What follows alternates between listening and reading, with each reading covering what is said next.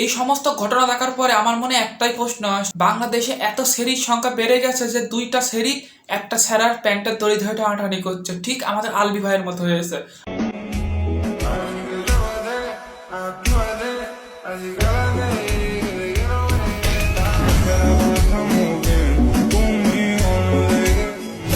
আমাদের আলবি ভাই বাড়িতে সুন্দর একটা মরক পোলাও থাকতে তিনি বাইরের বাসি বিরিয়ানি খেতে গিয়ে বাড়ির সুস্বাদু তাজা মরক পোলাওটাই মিস করে গেছে, মানে হারিয়ে ফেলেছে।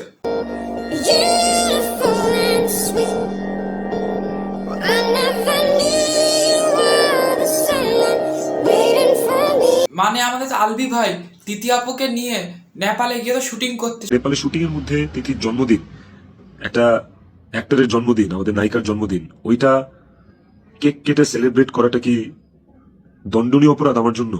ইউনিটের পক্ষ থেকে আমরা ওর বার্থডেটা সেলিব্রেট করছি। সেই শুটিং করতে গিয়ে সেই দিন পড়েছে আমাদের তৃতীয় আপুর বার্থডে। সেই বার্থডে সেলিব্রেশন করা দেখে আমাদের ইকরা আপু, মানে আমাদের আলবি ভাইয়ের ওয়াইফ, সে সহ্য না করতে পেরে নিজে নিজে সুইসাইড করে ফেলেছে।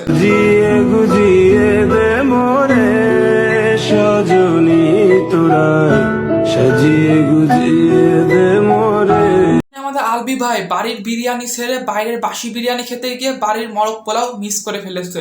আলবি ভাই একটু সংশোধন হন, এক না দুই না তিনটা চান্স আপনি মিস করেছেন। My special one.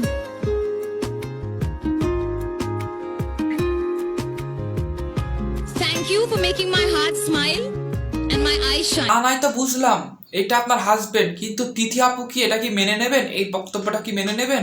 তৃতীয় আপুর মুখ থেকে শোনা যাক।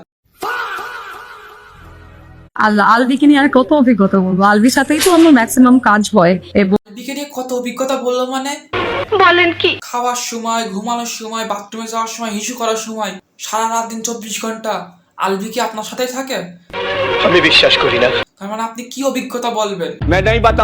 নাম ভূত শাশুড়ি, আমরা তো বুঝতেই পারছি যে এখানে একজন ব্যক্তি আছেন যিনি ভূত এবং আমাদের মধ্যেই থাকেন। তো আমাদের বাড়িতে একটা ভূত থাকে, তো বিভিন্ন ধরনের ইনসিডেন্ট ঘটে। তো দেখা যায় যে শুটিং এর সময় যেটা হয়, শুটিং এর সময় তার ভূতটা তো অ্যাকচুয়ালি ভূত না, সেটা একজন মানুষ। আপনার ভূতের মুভি দেখলে আপনার ভয় লাগে, কিন্তু এইবার আপনার সত্যি সত্যি ভয় লাগবে। আপনি আর আলবি ভাই যে কাজটা করেছেন, একটা মেয়ের জীবন নষ্ট হয়ে গেছে, মানে জীবন মানে একটা মেয়ের সাথে একটা ছোট বাচ্চার জীবনটা নষ্ট হয়ে গিয়েছে। সঠিক বলেছেন।